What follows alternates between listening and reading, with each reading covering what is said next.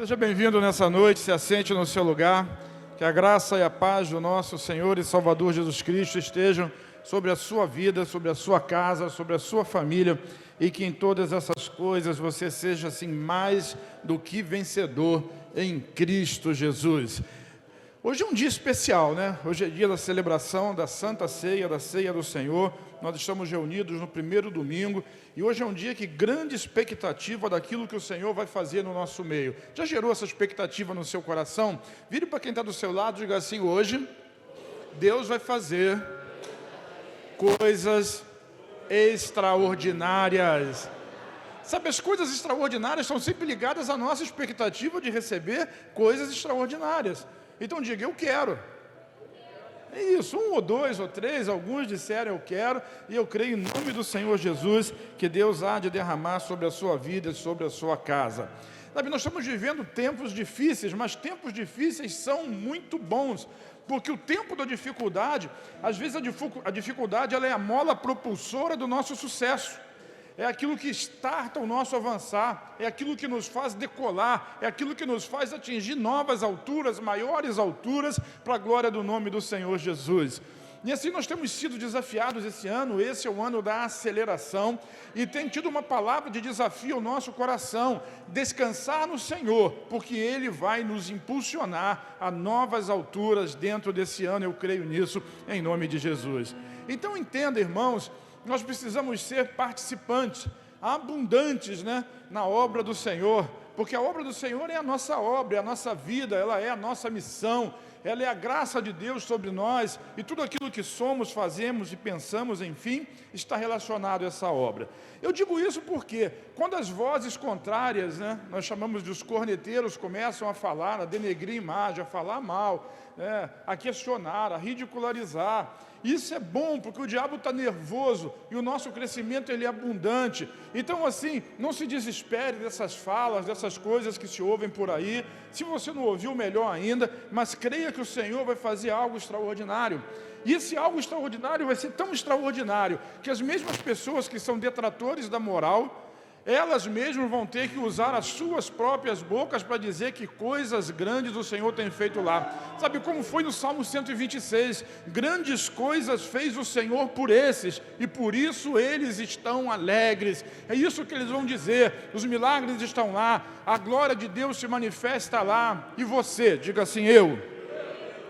Foi lançado um desafio aqui, alguns deles, Um deles o pastor Isaías fez algumas semanas atrás, alguns meses atrás, a respeito do dízimo, do você ser um dizimista e ser abençoado. Hoje você recebeu um novo desafio de chegar no final do ano, eu estou falando só de finanças, em ter a sua conta no azul, talvez até num azul escuro, Azul escuro, aquele azul mais forte, mais contundente, Nem aquele azulzinho claro, ralo. Eu não gosto daquele azulzinho claro, é um azulzinho falso, mas aquele azul potente, azul nervoso. À medida que você vai recebendo a bênção de Deus, irmão, isso precisa ser contado, isso precisa ser declarado. Vamos fazer qualquer hora dessa aqui o culto do testemunho, Vamos para um culto, um sábado, uma segunda, sei lá, algum dia, para nós fazermos o culto do testemunho daquilo que o Senhor tem feito na sua vida. É muito importante, as pessoas precisam saber que Deus está trabalhando. E assim como os detratores falam mal e falam rápido, nós vamos começar a falar rápido também da glória, da bênção e do poder de Deus. Tem algum crente aqui? Diz amém? Quantos abençoados eu tenho aqui nessa noite? Glória a Deus, Deus abençoe mais e mais a sua vida. Diga comigo, repita comigo: mensagem patrocinada. É muito bom a gente saber disso, porque quando nós sabemos disso, nós rompemos com uma barreira natural, que é a barreira do sustento da obra, não apenas do sustento financeiro, mas do sustento emocional, do sustento físico e, sobretudo, do sustento espiritual da obra. Então, como eu tenho falado de atitudes de fé, e falei isso durante essa semana, hoje nós vamos ver que a base das nossas atitudes de fé é o reino de Deus. Diga: a base das atitudes é o reino.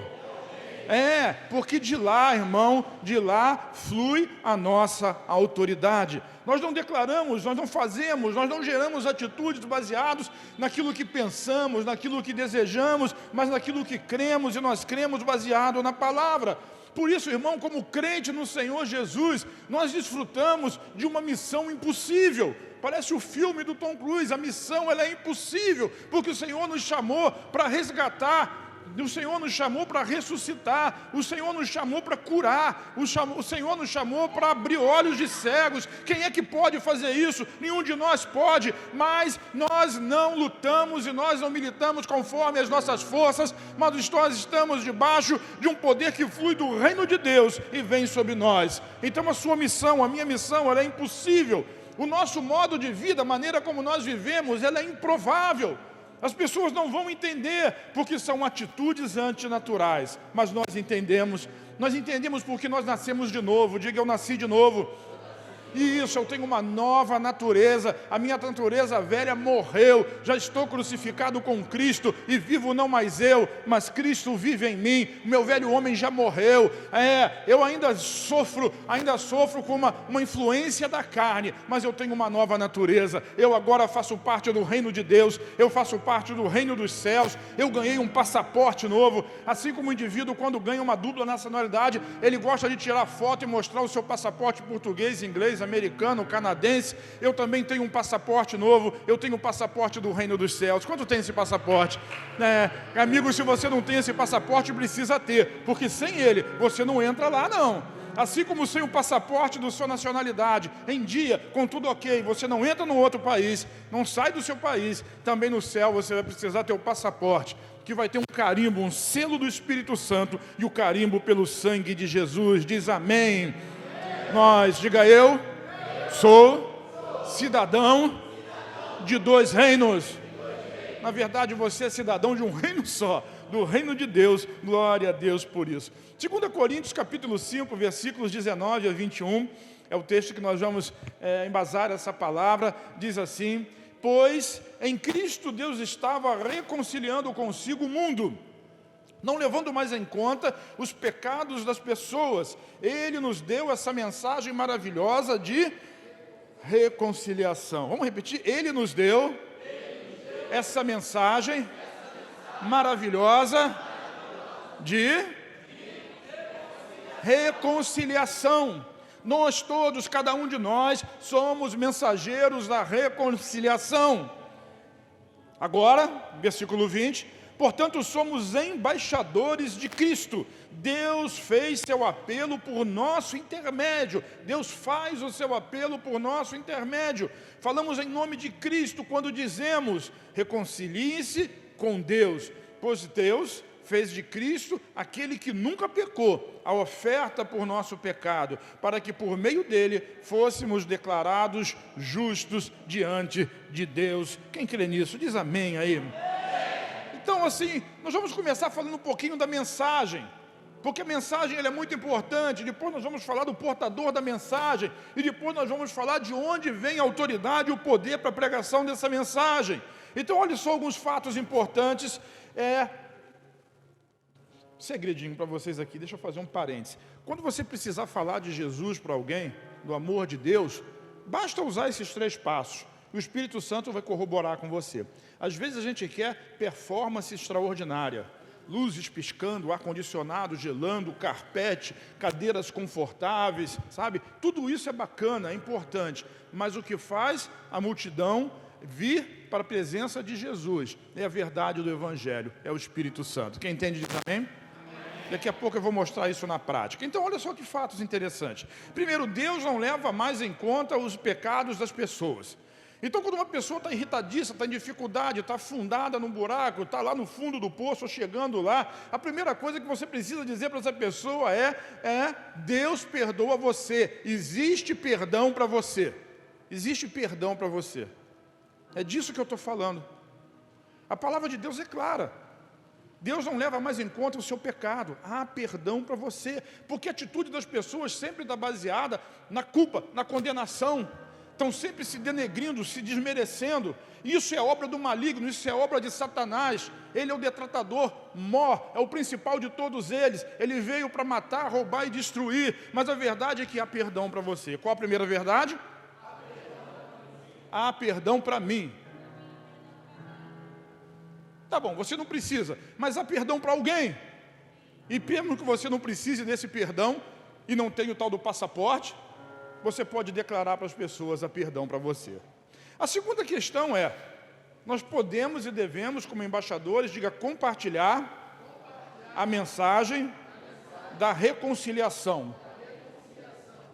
Porque as pessoas não chegam para Deus e muitas das vezes acusam os crentes, falam mal do pastor, porque na verdade elas estão se esquivando, elas estão se escondendo de uma verdade de culpa e de condenação e acham que a igreja vai expô-las, o Deus, o Evangelho, o Espírito Santo, vão expô-las a uma situação ridícula de pecado, de endemoniamento, de crise que ela está vivendo. Mas a mensagem é uma mensagem de reconciliação. Deus já perdoou os seus pecados em Cristo. Ele quer você de volta. Ele aceita você de volta. Os seus braços estão abertos, não estão encolhidos para receber quem quer que seja.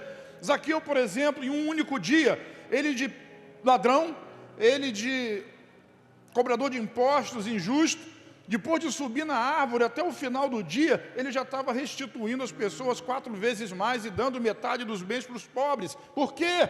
Porque ele ouviu a mensagem da reconciliação. Ele soube que era perdoado e se reconciliou com Deus. Terceiro, tudo isso é baseado na cruz. Na troca da cruz, aquele que não tinha pecado, Deus o fez pecado por nós, para que nós pudéssemos ser feitos, declarados, justos, em nome de Jesus. Diga, eu sou justiça de Deus em Cristo Jesus. Então nós somos embaixadores. O que é um embaixador? O embaixador é o representante de uma nação em outra. Nós somos embaixadores do céu aqui na terra. E muito mais do que isso, o que o texto diz é que nós somos embaixadores de Cristo. Então, nós somos embaixadores e representamos o próprio Rei do Reino. Jesus é o Rei, Jesus vai reinar nessa terra, e hoje que Ele já tem o domínio, hoje que Ele já tem o direito legal, e logo Ele terá o domínio total, hoje nós o representamos aqui, e sim, nós somos embaixadores da parte de Cristo, e como embaixadores nós representamos Ele nessa terra. Vire para quem está do seu lado, diga assim, você é Cristo nesse lugar. Você é Cristo no lugar onde você vive. Por quê? Porque você já foi crucificado com Ele e agora Ele vive em você. A vida que você vive na carne não mais é a sua vida, mas é a vida na fé, é a vida de Deus, é a vida de Cristo em você. Você é um embaixador, você é um representante, e um representante de um reino ou de uma nação em outra nação, ele não vive às custas da nação aonde ele está, mas ele vive patrocinado pela nação que o enviou, a nação que ele faz parte. Nós estamos aqui, mas a inflação desse lugar, ela não pode nos atingir, as doenças desse lugar, elas não podem nos atingir. Nós estamos aqui, mas as falácias naturais desse lugar, elas não podem nos atingir, porque nós somos cidadãos do reino, não estamos debaixo das leis desse lugar, mas estamos debaixo da lei do céu, e essa é a lei que nos move. Nós somos embaixadores de Cristo. Diga, eu sou. É importante sabermos isso, importante demais, porque se o embaixador na Inglaterra, e ele está aqui no Brasil, em Brasília, o lugar onde ele vive, onde ele mora, apesar de ser território da nação brasileira, está dentro do território da nação brasileira, aquele pedaço de terra ali é Inglaterra. Existem soldados ingleses tomando conta daquele lugar, e ninguém pode entrar lá. E vou lhe dizer mais, mesmo que um brasileiro, ou até o exército brasileiro invada aquele lugar, aquela embaixada da Inglaterra, que poderia ser de qualquer outro país, todos eles têm embaixadas aqui, isso é declarado um ato de guerra, uma afronta. E por mais que seja fácil dominar uma pequena embaixada, se ela for dominada e invadida, o país que ela representa, os seus aliados vão entender isso como um estado de guerra e vão atacar com violência e com força aquele que agrediu, aquele que invadiu. Por que está dizendo isso? Está ensinando geopolítica? Não. Eu estou dizendo que você é um embaixador de Cristo. O lugar onde você vive é território do Senhor. O diabo não pode entrar, ninguém pode tocar. E se ele tentar entrar nesse território, sabe, o exército de Deus, os anjos do Senhor, eles vêm de lá para guerrear em nosso favor. Isso é guerra espiritual, isso é uma afronta ao povo de Deus, à embaixada de Deus aqui na terra. Nós somos embaixadores de Cristo. Diz amém? Não sei se você sabe, mas algumas pessoas, rituais de magia negra, elas invadem cemitérios à noite para poder profanar corpos e fazer trabalhos espirituais, trabalhos ditos espirituais. Mas eles sabem, os demônios sabem, o corpo de um crente sepultado em um cemitério não pode ser. Olha para mim. O pessoal sai dando beijo para todo mundo, mas olha para mim aqui, por favor. O corpo de um crente sepultado em um cemitério não pode ser violado. Os anjos não permitem.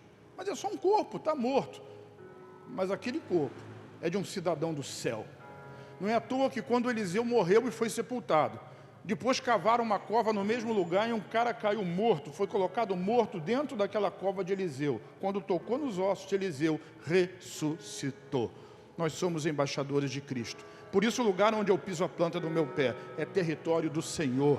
Sabe, isso precisa ser recebido com fé da nossa parte. Nós não somos pessoas comuns. Nós temos o maior de todos os passaportes, o passe dos passes, para nós podermos exercer autoridade nesse lugar, para nós podermos exercer domínio nesse lugar, que venha o reino de Deus, porque nós somos os representantes legais desse reino. Diz amém.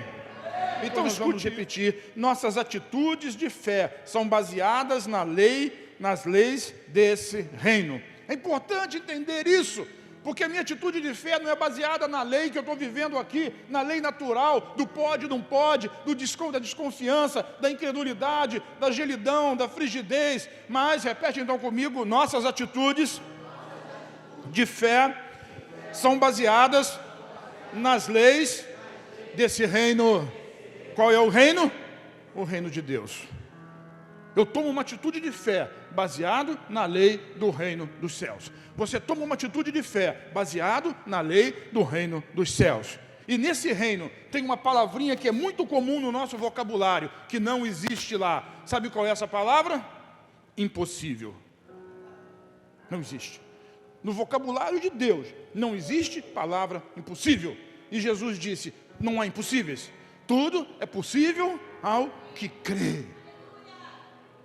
Então, se nós estamos trabalhando na linha do necessário, da linha do possível naturalmente, nós estamos trabalhando debaixo das regras e das leis naturais desse lugar.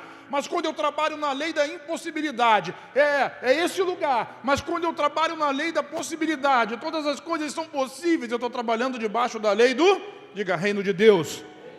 Reino de Deus. Sabe, a mensagem do Evangelho é o reino de Deus, é a vontade de Deus para esse mundo. E nós somos pregadores dessa palavra. Então, como cidadãos do céu, nós estamos aqui para trazer essa realidade, a cultura do reino, a cultura do céu, e assim cumprir a nossa missão.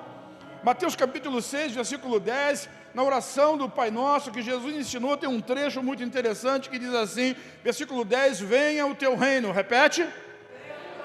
Novamente. Então qual deve ser a oração de cada um de nós que fazemos parte desse reino? Pai nosso que estás nos céus, santificado seja o teu nome. E depois nós declaramos assim, venha o teu reino. Venha o teu reino aonde? Venha o teu reino aqui. Eu sou um embaixador, aonde eu estou, a minha casa é uma embaixada do reino, a igreja de Jesus é uma agência do reino de Deus aqui na terra, que vem o teu reino. E quando vem o reino, o que vem junto? A vontade de Deus. Qual a vontade? Então, para que a vontade de Deus seja realizada, o reino precisa vir. Mas para que essa vontade de Deus seja realizada, é preciso que a vontade de alguém morra. A vontade de quem?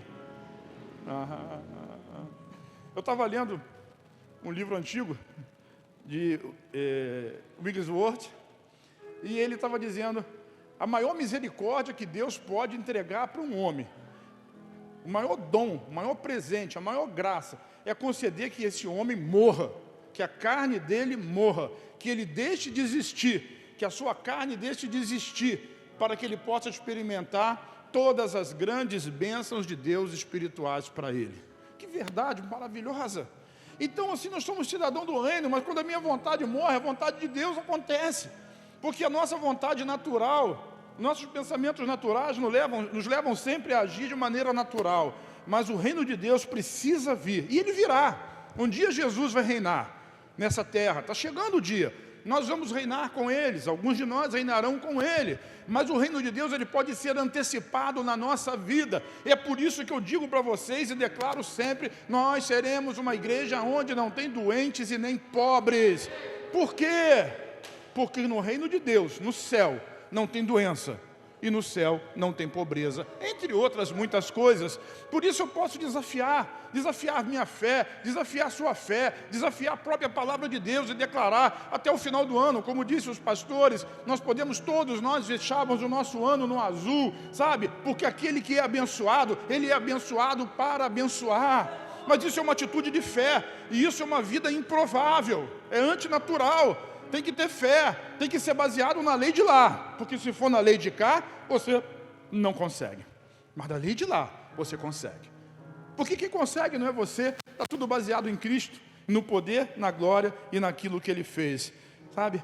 No céu não tem pobreza, então nós somos cidadãos do céu. Na minha casa também não tem, na minha vida também não tem.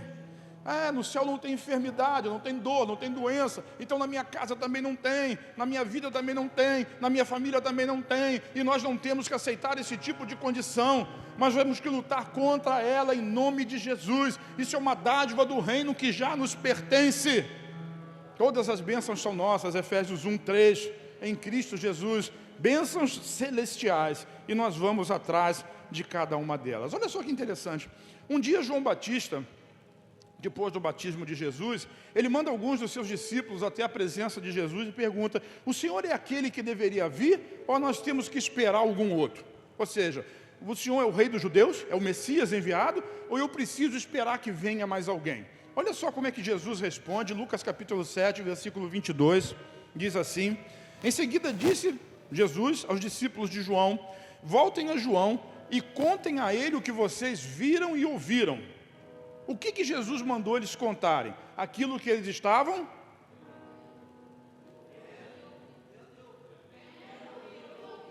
Você que está comigo no YouTube, vendo e ouvindo. A gente não faz isso, né? A gente gosta de contar outras coisas. Mas nós precisamos contar para as pessoas aquilo que nós estamos vendo e aquilo que nós estamos ouvindo. E nós não vamos descansar o corpo, né? Descansar no Senhor, sim, até que os milagres, que a glória de Deus seja derramada sobre, não é sobre esse lugar, é sobre nós que estamos nesse lugar. Porque o lugar hoje pode ser esse, amanhã pode ser um outro qualquer, mas a glória de Deus ela é derramada sobre você, sobre o lugar aonde você está. Diga: a bênção sou eu. Vamos ser menos, né? A bênção está em mim, a bênção é Cristo, ela habita em você, por isso você é abençoado. Então os cegos vêm, os aleijados andam, os leprosos são purificados, os surdos ouvem, os mortos são ressuscitados e as boas novas são anunciadas aos pobres. Jesus responde com atitudes de fé, milagres extraordinários, e esses são os sinais. O Espírito Santo ele vai acelerar esses milagres na nossa experiência diária de vida. Lembre-se, nós somos embaixadores desse reino, diz eu sou. Nós não operamos segundo o reino natural, mas nós operamos segundo o reino dos céus. Diz amém. Você que é líder de célula, na sua célula, no seu dia a dia, no seu trabalho, não se conforme, não deixe pessoas doentes chegarem no lugar, ore por eles, ore até serem curados, exerçam a fé, imponham as mãos, a oração da fé salvará o doente, e se houver cometido pecados serão perdoados. Essa é a palavra de Deus, essa é a palavra que pregamos. Naturalmente é impossível, é improvável, é antinatural, mas nós estamos aqui para pregar a palavra de Deus. Desafiem os irmãos. Desafio os irmãos, eu digo de novo, desafio na fé. Deus está liberando o poder dele e nós não estamos usufruindo de tudo isso porque nós estamos limitando a nossa capacidade de crer nele. Tem muito mais de Deus para mim, para você, para todos nós. Desafio os irmãos financeiramente, desafio os irmãos na fé para serem curados, desafio os irmãos para terem as suas famílias restauradas, desafio os irmãos para voltarem a sonhar, para a esperança de Deus continuar movendo o coração deles e não uma expectativa de morte. Você não vai morrer. Diga isso para quem está do seu lado. Diga isso a 3 pessoas.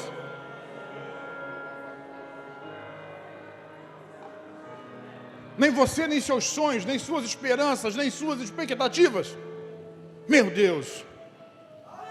Vamos em frente. Diga: purificar os impuros. Purificar os impuros.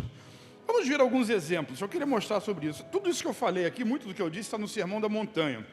E Jesus está lá em cima do monte quando ele encerra esse sermão, e o sermão da montanha nada mais é do que a constituição do reino de Deus.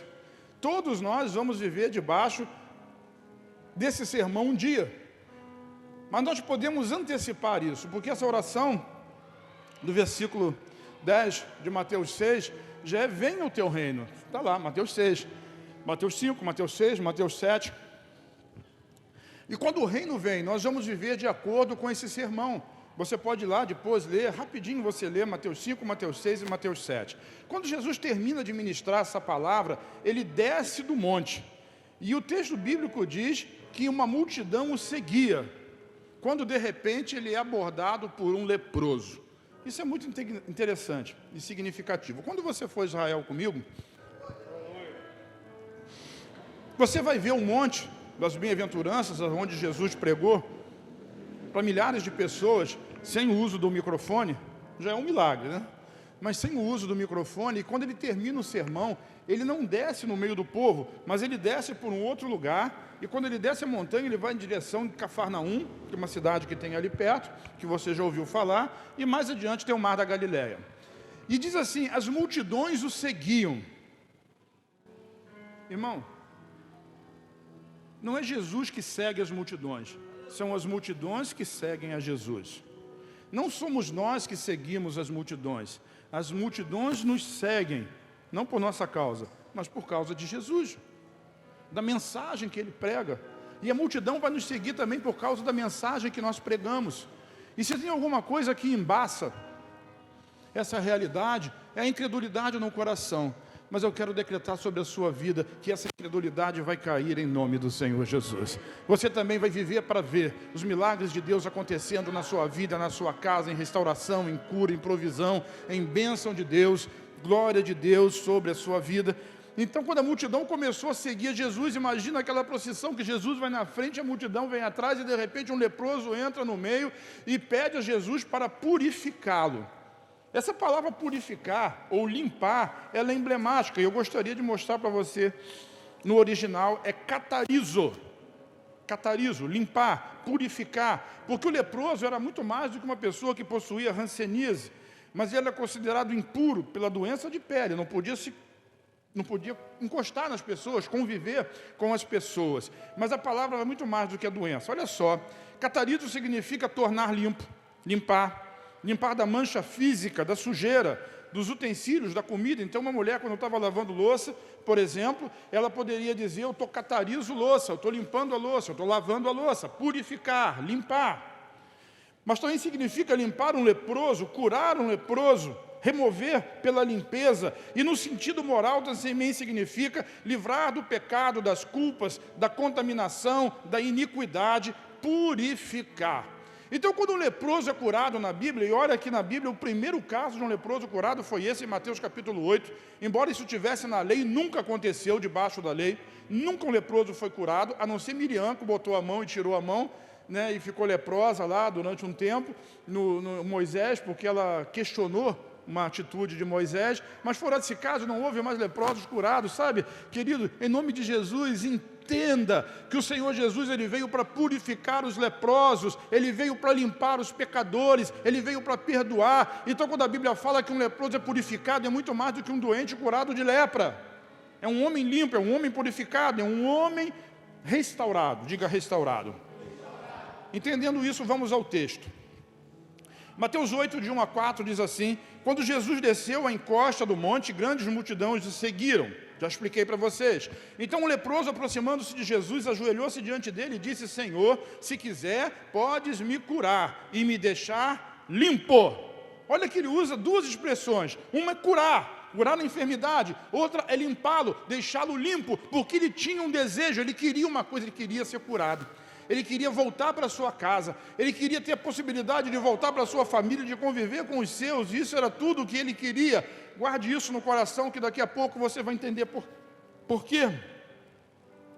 Mas o importante aqui é que nós vemos a resposta de Jesus. Jesus disse assim: eu quero. Se o Senhor quiser, o Senhor pode me curar e me limpar. Eu quero. E tocou nele. O puro toca no impuro, e o impuro é purificado. Isso contradiz a lei natural. A lei natural diz que quando o puro toca no impuro, ele fica impuro e contaminado. Mas quando Jesus toca no impuro, o impuro ele é purificado. Nós somos o corpo de Cristo. E nós temos uma mensagem de reconciliação. E essa mensagem diz: os impuros serão purificados, os pecadores serão perdoados, os cegos voltarão a ver, os surdos ouvirão, os aleijados vão andar, os doentes da alma e do espírito serão restaurados. E aquilo que nós tocamos é abençoado, porque a impureza do Senhor, Cristo vive em nós, Cristo vive em mim, Cristo vive em você. A sua mão, quando toca para abençoar, é a mão de Cristo. Porque Ele é o cabeça e nós somos o corpo. Fisicamente é a sua mão, mas é a própria mão do Senhor Jesus abençoando. Consegue entender isso? Jesus disse: eu quero. E quando nós nos aproximamos de Jesus e precisamos de limpeza, de purificação, de iniquidade, de pecado, cura de enfermidades ou outras situações, sejam lá quais forem, por que cargas d'água nós vamos achar que Deus disse, Jesus disse eu quero para aquele leproso, e não vai dizer a mesma coisa para mim e para você? Sabe por que a história bíblica está na Bíblia? Porque assim como aconteceu lá, acontece cá. Assim como aconteceu com ele lá, acontece conosco aqui. Assim como aconteceu com aquela pessoa lá, vai acontecer com o seu vizinho, vai acontecer com o seu amigo, pode acontecer na sua casa, na sua família, na sua vida. Deus quer limpar, Jesus quer tocar em cada pessoa, trazendo cura, trazendo purificação, trazendo limpeza, trazendo restauração, em nome dEle, em nome de Jesus. Glória a Deus, eu quero, e Ele continua querendo. Então o impossível foi feito. Nunca antes um leproso havia sido curado, mas agora, pelo poder do toque daquele que foi feito justiça, Deus curou aquele leproso. Diga amém. Outra questão: curar os perdoados. Deixa eu andar com pressa. Curar os perdoados. Perdoados? Não. Mas é muito mais fácil Jesus curar um perdoado do que curar um pecador. E eu vou explicar por quê. Por causa da culpa e da condenação. Porque o indivíduo, quando ele está culpado, está condenado, ele não consegue receber a cura. Ele não consegue receber a cura. Daqui a pouco eu vou chamar os dizimistas à frente e vou orar pelos dizimistas. E aquele que não é dizimista, ele fica condenado. E às vezes ele não consegue prosperar, porque ele está debaixo de acusação. Mas eu quero dizer para você que a mensagem da reconciliação, lembra lá do começo? O primeiro item, o primeiro tópico é: o Senhor não considera mais os seus pecados. Reconcilie-se com Deus. Aliás, essa é a principal das cláusulas da nova aliança: dos seus pecados e das suas iniquidades eu não me lembrarei mais. Seus pecados foram perdoados, passados, presentes e futuros. Todos eles estão na cruz. Por causa disso você vai pecar? Não, porque onde abundou o pecado, a graça de Deus superabundou. E agora você é uma nova criatura, dona de uma nova natureza. Sabe, Deus muda a nossa história. E quando o indivíduo entende que ele não é mais culpado, que ele não é mais condenado, que ele não está mais debaixo da condenação, então ele pode receber a cura de Deus. Eu vou mostrar um exemplo para você na Bíblia que é muito interessante. Lucas capítulo 5, eu já falei nesse texto nas últimas semanas, mas vou fazer uma abordagem diferente.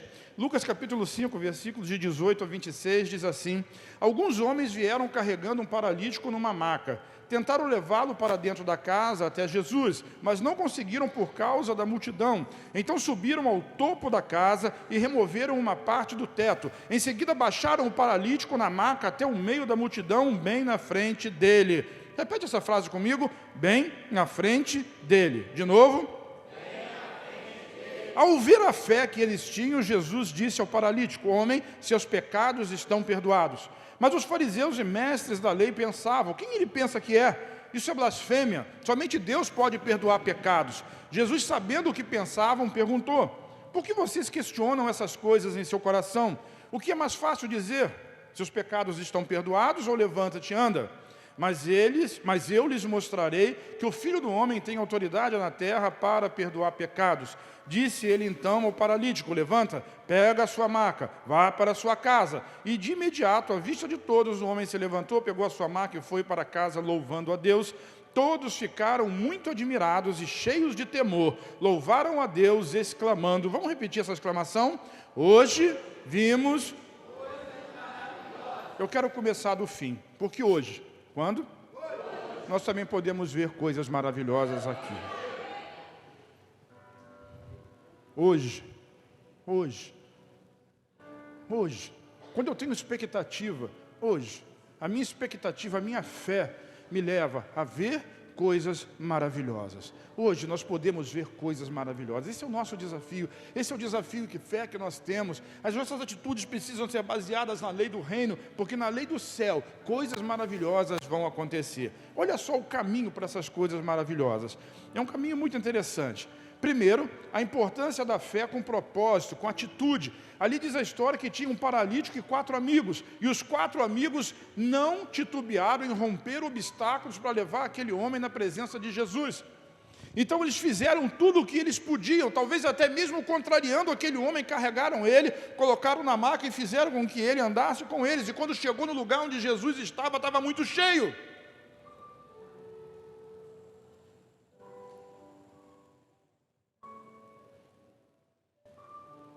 Estava divagando aqui. Eu não gosto de pregar para cadeira vazia, porque no lugar onde Jesus está, sempre vai estar o quê? Cheio. Essa mensagem precisa ser pregada. Essa mensagem precisa ser compartilhada, porque aonde Jesus está tem vida. Aonde tem vida tem gente. Tem um monte de gente lá no Rock in Rio celebrando a morte, mas nós estamos aqui celebrando a vida de Deus nesse lugar. E aqueles homens, eles não mediram esforços nem dificuldades para levar aquele paralítico. Eles romperam os obstáculos, romperam barreiras, quebraram desculpas, argumentos. Nós temos desculpas e argumentos para tudo. Ah, está frio, está quente. Ah, está muito difícil, tem um programa na televisão, tem um jogo de futebol. Ah, hoje é isso, amanhã é aquilo, eu não posso, não vai dar, eu tenho que fazer isso, eu tenho que trabalhar, eu tenho que dormir, eu tenho que descansar, amanhã é outro dia. Nós temos muitas desculpas, mas aqueles 4 homens, eles venceram as desculpas, venceram os obstáculos. Não tinha como eles entrarem, mas eles não tiveram medo de subir até o telhado, de estelhar uma casa para descer aquele paralítico e colocar ele na frente de Jesus. Então, assim, essas coisas são importantes. E quando colocou na frente de Jesus, eles criam. Eles o quê? Criam. Eles acreditavam que Jesus ia curar aquele homem. Sabe por que nós não trazemos uma pessoa para Jesus? Porque muitas das vezes a gente não vê Jesus operando na nossa vida, porque a gente não acredita no milagre nem no meu coração. Então eu não consigo trazer uma pessoa, porque eu não acredito que Deus vai mudar a vida dela. Essa incredulidade é sua. Não limite o poder de Jesus a uma mentalidade natural. Nós somos embaixadores do reino. E no reino de Deus não existe a palavra impossível. Traga os pecadores. Traga os pecadores. Traga os surdos, traga os cegos, traga os aleijados, os mancos. Traga aqueles que têm problemas, dificuldades, falta de saúde, que são pobres. Aliás, o Evangelho são as boas novas pregadas aos pobres. Por que pobres? Porque a palavra pobreza, às vezes a gente entende como falta de recurso financeiro, mas não é só isso, é o desamparado. Porque aquele que tem recursos, ele se ampara nos recursos que tem, mas aquele que não tem recurso nenhum se ampara em Deus. Bem-aventurados pobres de espírito, porque deles é o reino de Deus. Aqueles que confiam no Senhor não serão desamparados. Então o Evangelho é pregado para eles. Eles romperam as barreiras, eles acreditaram. Será que eu acredito? Será que eu posso ter uma atitude de fé baseada no reino? Será que eu posso ter um movimento de fé baseado no reino? Será que eu posso me colocar na condição de receber como foi aquele leproso? Será que eu posso me colocar na condição humilde de ver o milagre de Deus acontecendo na minha vida? Será que eu posso me colocar numa situação de trazer o meu amigo que está aleijado, está manco, está cego, está espiritualmente falido, destruído e colocar na presença de Jesus para ver ele ser restaurado? Quando desceram um homem na frente de Jesus, a primeira observação que Jesus fez foi a respeito da fé deles. O texto diz lá, e Jesus vendo a fé deles. Por quê? Porque a verdadeira fé provoca, diz, atitude de fé, de romper limites, de romper barreiras, de romper conceitos, de romper preconceitos, de acabar com desculpas e argumentos humanos para fazer aquilo que precisa ser feito, e tudo isso é baseado numa atitude de fé. E muitas das vezes nós não vemos o milagre de Deus acontecer porque a nossa atitude é de inoperância, é de tolerância, é de aceitação.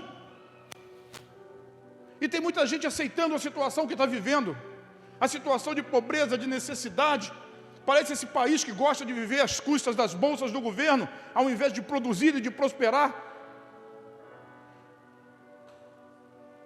Uma atitude de fé que muda a história. Jesus olhou para a fé daquele sujeito e falou para o paralítico, por causa da fé deles.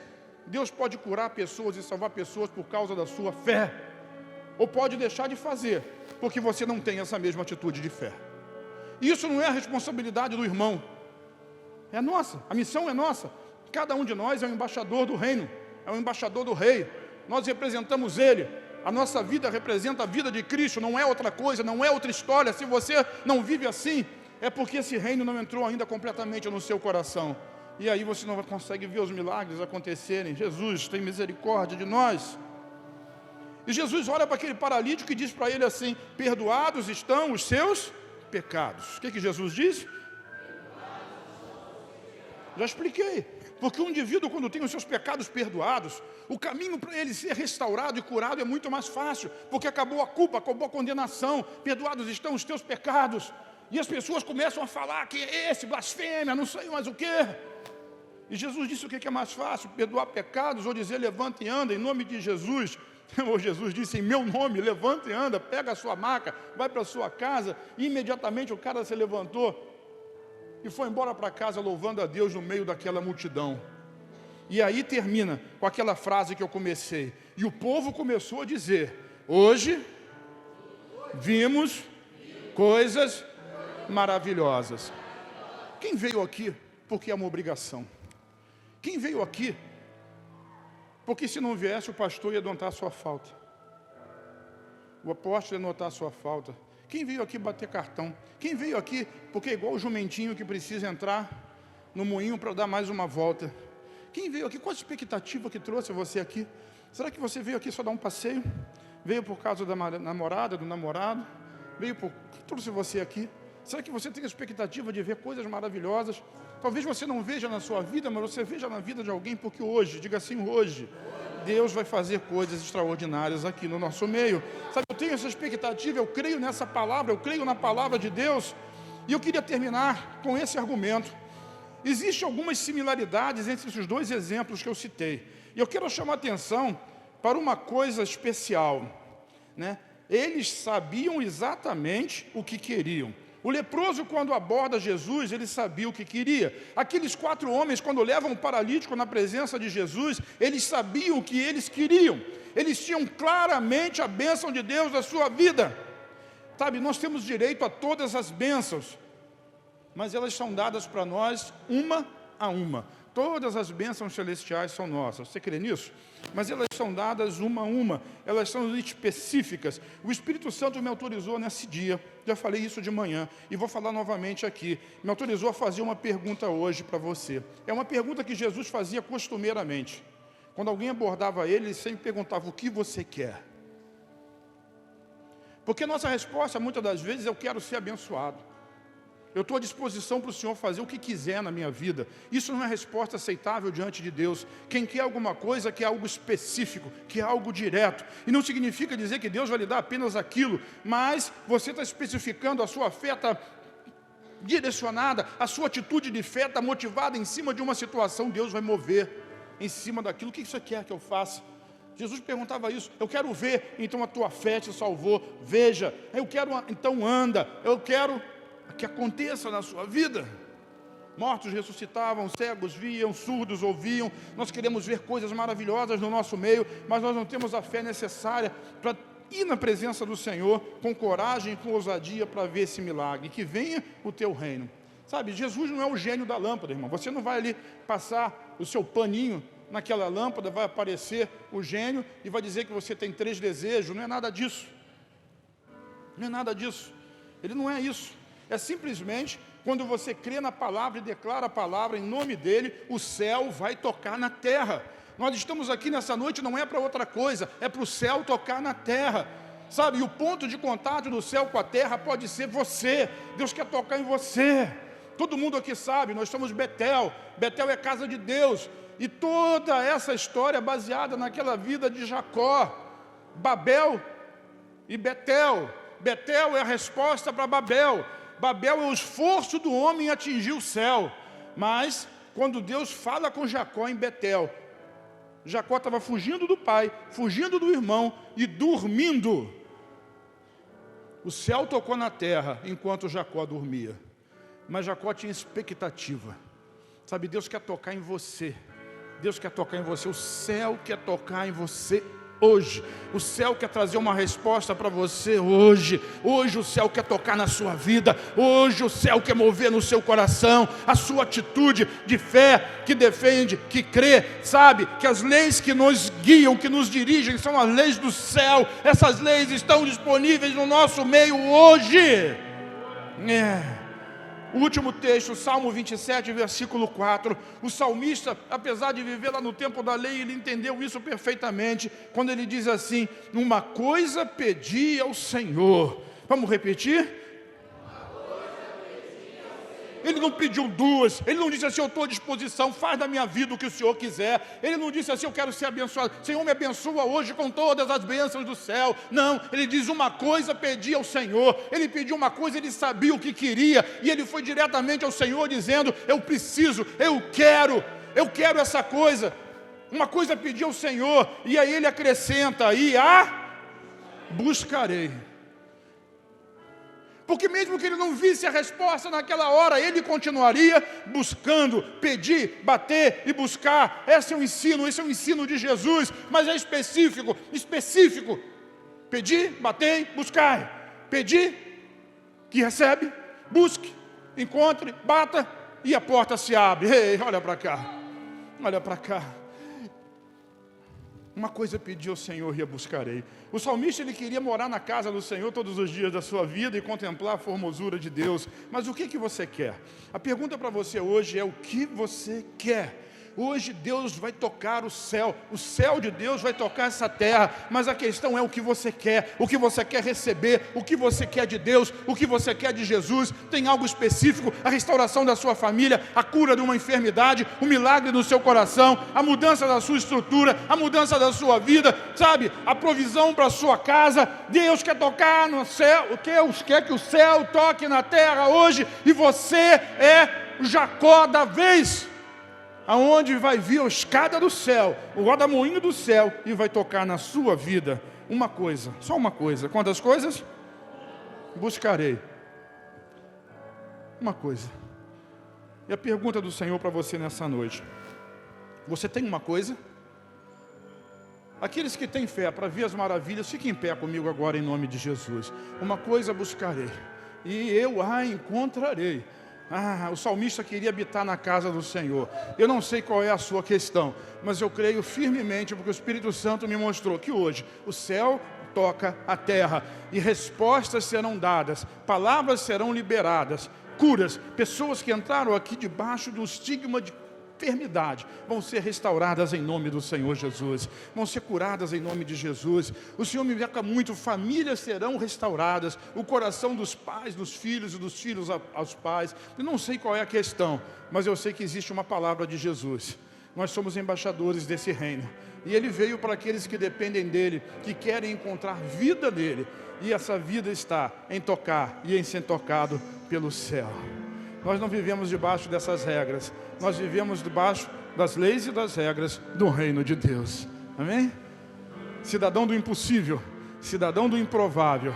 É disso que eu estou falando. Deus quer fazer coisas antinaturais, você só precisa crer, em nome de Jesus. Diga amém.